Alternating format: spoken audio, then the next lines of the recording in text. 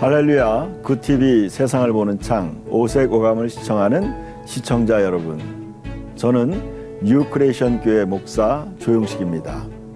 우리 좋으신 하나님께서 제 강의를 시청하는 모든 분들께 큰 은혜를 주시기를 기도합니다. 오늘의 주제는 새 생명의 정체성 5번째 강의입니다. 우리는 예수 그리스도 안에서 새롭게 태어났습니다. 옛사람은 예수님과 함께 십자가에 죽었고 이제 그리스도와 함께 새롭게 탄생한 것입니다. 그리스도의 영으로 다시 태어난 것입니다. 아담의 후손이 아니라 이제는 하나님의 자녀로 하나님의 생명으로 다시 태어난 새로운 사람인 것입니다. 그렇기 때문에 우리는 새로운 생명의 정체성을 갖게 된 것입니다. 이 그림을 보시면 한 사람이 2개의 거울을 보고 있습니다. 한쪽 편에 있는 거울은 깨어진 자아상이 보이는 것입니다. 그것은 바로 율법의 거울입니다. 인간을 율법으로 보면, 인간적인 기준으로 보면 전부 다 죄인으로 보이고 또 소망이 없습니다. 그래서 사람들은 인간적으로 자기를 볼 때 연약하고 또 허물과 죄로 죽을 수밖에 없는 죄인으로 보이는 것입니다. 그러나 예수 그리스도의 복음, 하나님의 기쁜 소식 속에서 하나님의 은혜의 말씀, 복음의 말씀으로 자기를 보면 그 안에 자신 안에 예수 그리스도의 형상이 있다는 것을 깨닫게 됩니다. 내 안에 예수님의 모습이 있구나. 우리는 복음의 거울로 우리 자신을 볼 때 우리는 그리스도 밖에 있던 나와 그리스도 안에 있는 나는 전혀 다른 새로운 사람이 된 것을 알게 됩니다. 그것이 새 생명의 정체성인 것입니다. 지난번에 저는 몇 가지를 말씀드렸습니다. 예수 그리스도 안에 거듭난 새 생명의 나의 정체성. 첫 번째는 나는 죄사함을 받았습니다 라는 것입니다. 나는 예수님으로 말미암아 죄사함을 받았고, 두 번째는 나는 하나님의 생명으로 거듭 태어난 하나님의 자녀, 새로운 피조물이 되었다는 것입니다. 여러분, 놀라운 사실이죠. 우리 이제 하나님의 생명으로 다시 태어난 하나님의 자녀이고 또 새로운 피조물이 된 것입니다. 세 번째는 나는 보혜사 성령님을 내 안에 모신 자인 것입니다. 하나님의 생명이 우리에게 역할 면에서는 보혜사로 역사하시는 것입니다. 보혜사라는 말은 돕기 위해 보내심을 받은 자라는 뜻입니다. 하나님의 생명은 나를 보호해주고 나를 가르치고 인도하시기 위해 내 안에 계시는 것입니다.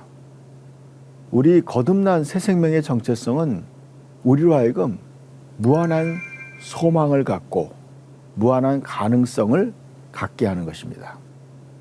네 번째로 나는 예수님의 의로 의롭게 되었다는 것입니다. 고린도전서 1장 30절 말씀. 너희는 하나님께로부터 나서 그리스도 예수 안에 있고 예수는 하나님께로부터 우리에게 오셔서 나에게 오셔서 나의 지혜와 의로움과 거룩함과 구원함이 되셨으니 기록된 바 자랑하는 자는 주 안에서 자랑하라 함과 같으니라 그랬어요. 이제 예수님이 내 안에 들어오셔서 나의 의로움이 되었다는 것입니다. 새로운 피조물이라는 것은 그리스도와 연합한 생명인 것입니다. 많은 그리스도인들이 예수님과 자신을 분리해서 생각해요. 예수님은 거룩하고 나는 죄인이다. 여러분, 그렇게 생각하는 것은 구약적 개념이죠. 신약의 개념은 예수님과 내가 새 언약 안에서 하나가 되는 거예요. 예수님의 생명과 나의 생명이 하나로 연합한 거예요. 그래서 내가 예수님 안에 있고 예수님이 내 안에 있는 존재라는 거죠. 그래서 나는 예수님의 의로 의롭게 된 존재라는 것입니다. 그리고 다섯 번째는 나는 사망에서 생명으로 죄와 사탄에서 벗어나 하나님께 속한 자이라는 것입니다. 우리 이제 이 세상에 속한 것이 아니에요. 예수님이 이렇게 말씀하셨어요. 너희는 땅에서 났고 나는 위에서 났다. 나는 이 세상에 속하지 않았다. 그렇게 말씀했어요. 그리스도인들도 마찬가지예요. 우리는 이제 죄와 사망에서 벗어나서 생명의 성령 안으로 들어간 거예요. 그리고 죄와 사탄에서 벗어나 하나님께 속한 자가 된 것이죠. 우리는 너무 놀라운 거죠. 우리 이제 하늘에 속한 자죠. 우리의 시민권은 하늘에 있다. 그렇게 말씀하고 있어요. 그리고 여섯 번째는 나는 하나님의 사랑을 받았고 그 사랑을 행하는 자이라는 것입니다. 우리는 이제 하나님의 무한한 사랑을 받은 하나님의 자녀가 됐습니다. 예수님이 요한복음 17장에 이렇게 말씀했어요. 아버지께서 나를 사랑하신 같이 그들을 사랑하신다. 그렇게 말씀하셨어요. 여러분, 그리스도인들은 예수님처럼 하나님 아버지께 사랑받는 자이라는 것입니다. 그래서 로마서 5장에 성령으로 말미암아 하나님의 사랑이 우리의 마음에 부은 바 되었다고 말씀하고 있어요.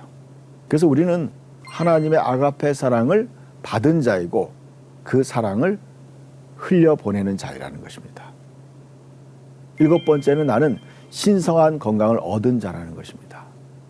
여러분, 거듭 태어난 새로운 피조물은 본질적으로 건강한 거죠. 여러분, 하나님의 생명으로 다시 태어났어요. 인간의 본질은 영이에요. 영이고 혼을 가지고 몸 안에 사는 존재예요. 그렇기 때문에 우리는 거듭 태어날 때 본질적으로 신성한 건강을 가진 자인 것입니다. 그래서 예수님이 오셔서 모든 질병을 치료하신 것은 바로 그 의미예요. 예수님이 모든 질병과 저주를, 귀신을 쫓아낸 것은 바로 이거예요. 거듭난 새로운 피조물은 이제 죄와 사탄에서 해방된 거죠. 모든 저주에서 해방된 거예요. 그래서 우리는 신성한 건강을 얻은 자라는 것입니다. 그런데 어떤 분들이 이렇게 나는 여전히 아프고 병들었다. 그것은 바로 건강한 영이, 건강한 신성한 새 생명이 그것을 이제 이겨내는 거죠. 믿음으로. 그래서 믿는 자가 믿는 자에게 손을 얹어 나으리라. 우리 믿음으로 기도하고 또 믿음으로 선포해서 건강을 얻는 거죠. 그리고 또 의료기술의 혜택을 받아서 우리는 또 건강을 회복하는 것입니다. 그래서 우리는 본질적으로 건강한 자라는 것입니다. 주님이 우리를 건강한 위치에 놓기 위해서 주님이 채찍에 맞고 고통을 당한 거예요. 주님이 우리를 의인의 자리에 놓기 위해서 주님이 죄인의 자리에 가신 거죠. 예수님께서 부요하신 이로서 가난하게 되신 것은 그의 가난함으로 말미암아 우리를 부요하게 하기 위함이에요. 여러분이 복음의 진리를 여러분이 그것을 여러분의 것으로 취해야 돼요. 그 복음의 진리가 내 삶의 실제가 되게 만드는 것이 바로 믿음의 싸움입니다.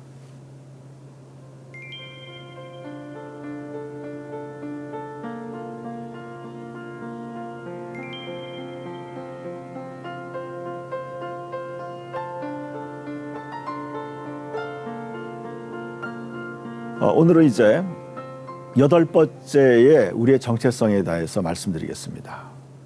그리스도 안에 있는 나는 누구이며 무엇을 얻었으며 무엇을 하는 자인가? 나는 아브라함의 복을 받은 자라는 것입니다.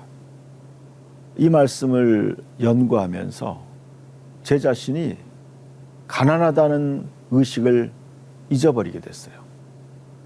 한번 말씀을 읽어보겠습니다. 그리스도께서 우리를 위하여 저주를 받은 바 되사 율법의 저주에서 우리를 속량하셨으니 기록된 바 나무에 달린 자마다 저주 아래 있는 자라 하였습니다. 이는 그리스도 예수 안에서 아브라함의 복이 이방인에게 미치게 하고 그랬습니다. 여러분, 예수님이 우리를 위해서 저주를 받았다는 거예요.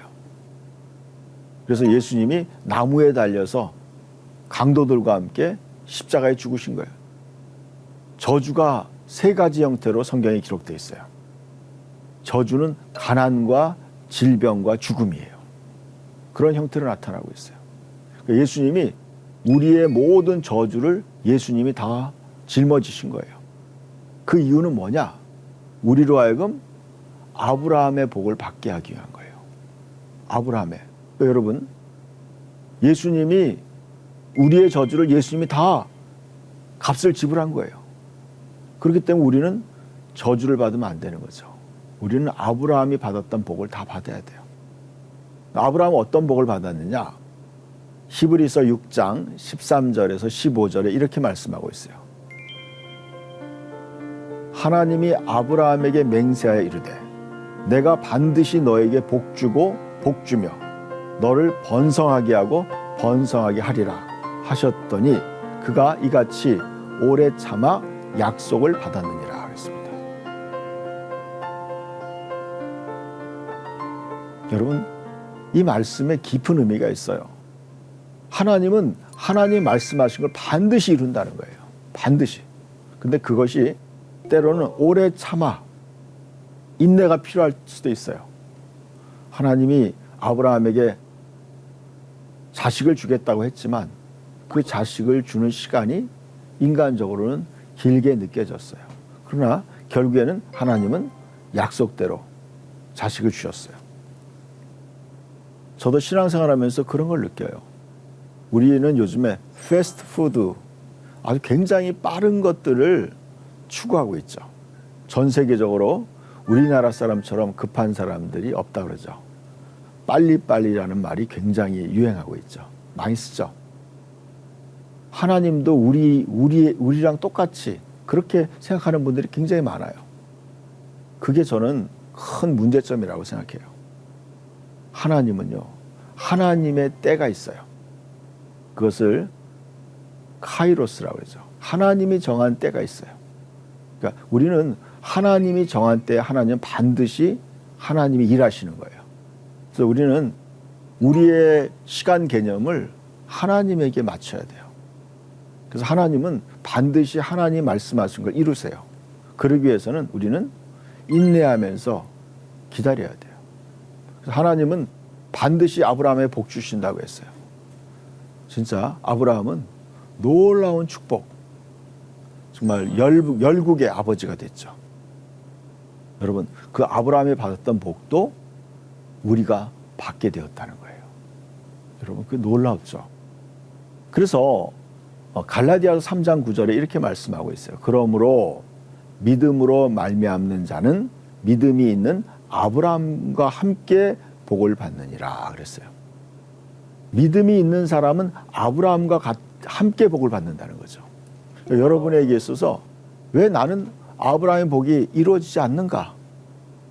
그것은요, 하나님의 약속의 문제가 아니라 내 자신이 아브라함이 가졌던 믿음이 없기 때문에 그런 일이 벌어지지 않는 거더라고요. 여러분이 아브라함과 같은 믿음을 가져야 돼요. 아브라함은 바랄 수 없는 중에 바라고 믿었다는 말씀이 있어요. 바랄 수 없는 중에 바라. 그러니까 하나님을 적극적으로 신뢰한 거죠. 아브라함은 또 하나님께서 본토 친척 아버지의 집을 떠나 내가 너에게 지시하는 땅으로 가라 그랬어요. 그리고 아브라함은요, 자기가 지금까지 누려왔던 그 안정된 모든 것을 떠나서 하나님의 계획 속으로 들어간 거죠. 믿음 생활은요, 이거죠. 자기의 인간적인 육신적인 영역을 떠나서 하나님의 계획 속으로 들어가는 거예요. 그러한 믿음을 가졌기 때문에 아브라함과 함께 우리가 복을 받는 거예요. 저는 신앙생활하면서 그런 것을 경험하게 됐어요. 아, 그렇구나. 진정한 믿음이라는 건 나의 인간적인 생각을 내려놓고 하나님의 계획 속으로 내 인생을 그 안에 들어가는 거예요. 그래서 하나님의 위대한 계획, 그 영원한 계획에 내가 동참하는 거죠. 또 갈라디아서 3장 29절에는 너희가 그리스도의 것이면 곧 아브라함의 자손이요 약속대로 유업을 이을 자니라 그랬어요. 여러분은 그리스도의 것이에요. 그리스도의 소유가 된 거죠. 그리스도인이에요. 예수님은 우리의 머리시고 우리는 그의 몸의 지체죠. 또 예수님은 우리의 본점이 되고 우리는 지점이 되는 거죠. 나는 포도나무요 너희는 가지라 그랬어요. 여러분 가지를 영어로 브랜치라고 하죠. 지점이란 뜻이에요. 지점. 본점이 있고 지점이 있죠. 그럼 예수님은 우리의 본점이고 우리는 그분의 지점이라는 거죠. 그래서 우리는 당연히 하나님의 그 모든 아브라함이 받았던 축복을 유업을 이을 자다 그랬죠. 상속자라는 거죠. 로마서 4장 13절 말씀 아브라함이나 그 후손에게 세상의 상속자가 되리라고 하신 언약은 율법으로 말미암은 것이 아니요 오직 믿음의 의로 말미암은 것이니라 그랬어요. 이 언약이에요. 세상은 누구의 것이에요? 세상은 아브라함과 그 후손이 세상의 상속자가 되는 거죠. 우리가 그리스도인이 세상의 상속자예요. 우리는 천국만 상속받는 게 아니라 이 땅, 이 지구도 우리가 상속된다는 것입니다. 그리스도인의 것이에요. 여러분, 그렇기 때문에 우리는 본질적으로 부요한 자라는 거죠. 저는 이 말씀을 아멘 믿습니다. 여러분 고린도후서 1장 20절에 하나님의 모든 약속은 그리스도 예수 안에서 예가 되나니 아멘하여 영광 돌리느니라.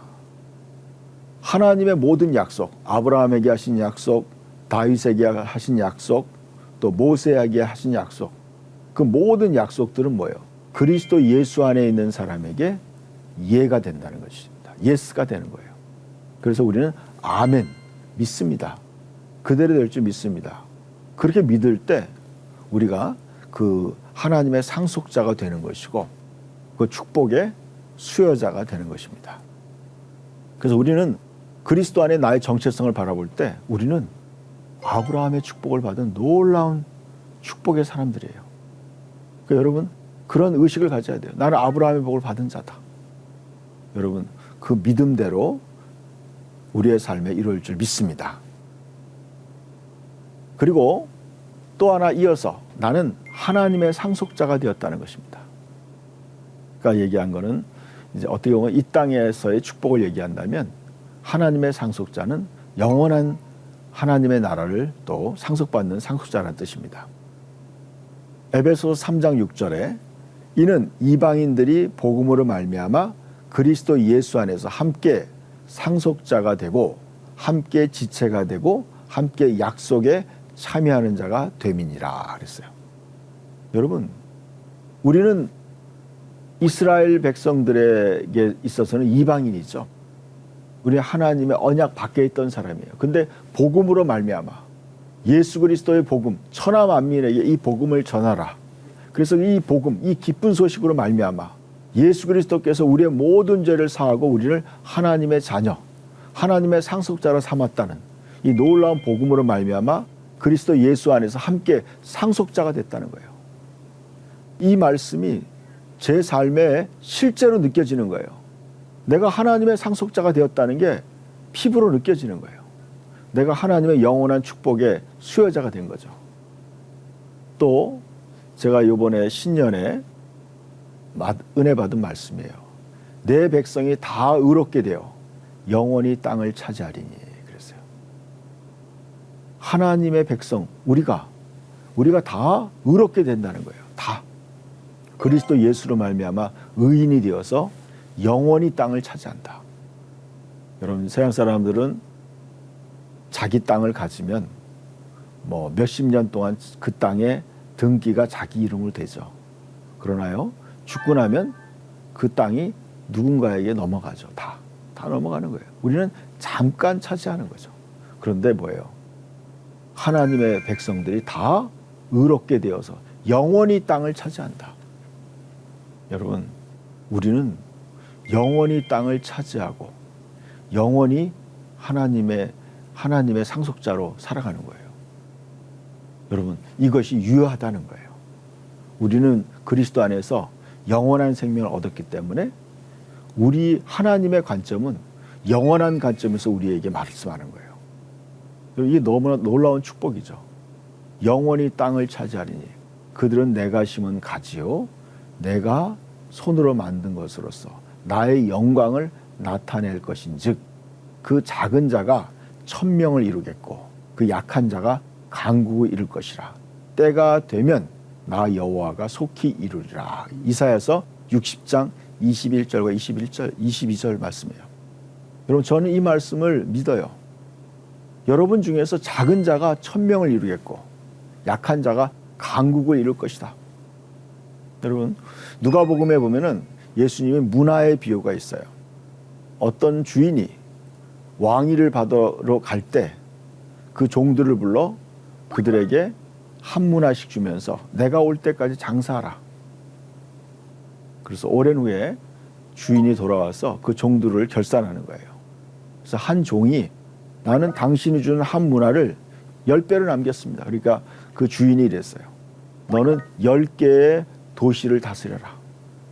10개의 도시를 다스리는 왕으로 내가 너에게 그걸 주겠다 그랬어요. 또 5문화를 남긴 종에게는 5개의 도시를 다스리라고 했어요. 그럼 5개의 도시를 다스리는 왕으로 그는 하나님의 나라를 상속받는 거죠. 그럼 서양 사람들도 재벌들의 자녀들은 뭐 상속자가 돼가지고 얼마나 사람들의 부러움을 사죠. 여러분, 우리는 그런 몇십 년 누리는 그런 부가 아니라 영원한 하나님의 영원한 나라를 상속받는 그런 상속자로 구원받았다는 것입니다. 저와 여러분이 그런 은혜에 참여하시길 바랍니다. 10번째는 나는 그리스도의 몸의 지체이며 그분의 가지라는 것입니다. 여러분, 그리스도의 정체성은 이제 예수님이 나의 머리시고 나의 주인이시에요. 여러분, 그것이 얼마나 우리 인생을 안정감을 주는지 모르겠어요. 예수님이 나의 주인이시고 나는 또 그분의 몸의 지체라는 것입니다. 에베소서 1장 22절과 23절 말씀 읽어드리겠습니다. 그를 만물 위에 교회의 머리로 삼으셨느니라. 교회는 그의 몸이니 그랬습니다. 여러분, 예수님이 교회의 머리시라는 것입니다. 교회는 그의 몸이다. 교회를 개척해서 목회를 하면서 느꼈어요. 아, 이 교회가 정말 예수님의 몸이구나. 예수님이 이 교회를 이끌어 가시는구나 하는 걸 저는 너무나 피부로 느끼고 삶으로 경험하는 거예요. 아, 교회는 예수님의 몸이구나. 저는 이 교회를 섬길 때마다 항상 그 생각을 해요. 야, 예수님이 살아계시구나. 이 교회의 주인이 예수님이구나. 어느 날 제가 그런 꿈을 하나 꿨어요. 꿈에 교회에 있었는데 옆방에서 우리 성도들이 회의를 하고 있었어요. 저는 건너방에서 그걸 듣고 있는데 저는 이렇게 생각했어요. 내가 교회 목사인데, 담임 목사인데 왜 자기들끼리 회의를 하고 있지? 이렇게 생각했어요. 그런데 하나님이 저에게 깨달음을 주는 거예요. 교회의 주인은 너가 아니다. 교회는 내가 다스린다. 그러면서 너도 교회의 한 부분으로 너도 부름받은 거다. 또 다른 사람들도 다 그의 지체로 부름받은 거다. 그렇게 알려주시더라고요. 저는 놀라운 깨달음을 얻었어요. 야, 진정으로 교회가 예수님이 머리시고 주인이구나. 또 고린도전서 12장 27절 말씀도 그와 같이 말씀하고 있죠. 너희는 그리스도의 몸이요 지체의 각 부분이라. 또 고린도전서 6장 15절 말씀도 너희 몸이 그리스도의 지체인 줄을 알지 못하느냐 그랬어요. 우리는 예수님의 몸의 각 부분이에요. 여러분, 오늘날 가난한 성도가 많다고 그랬죠. 그래서 교회 안 나가는 성도들이 많이 있어요. 그런데 그것이 잘못됐다는 것입니다. 우리는 그리스도의 몸의 지체에 속해 있어야 돼요. 그래서 서로 연결되고 결합하여 함께 세워져 나가는 것이 바로 교회인 것입니다.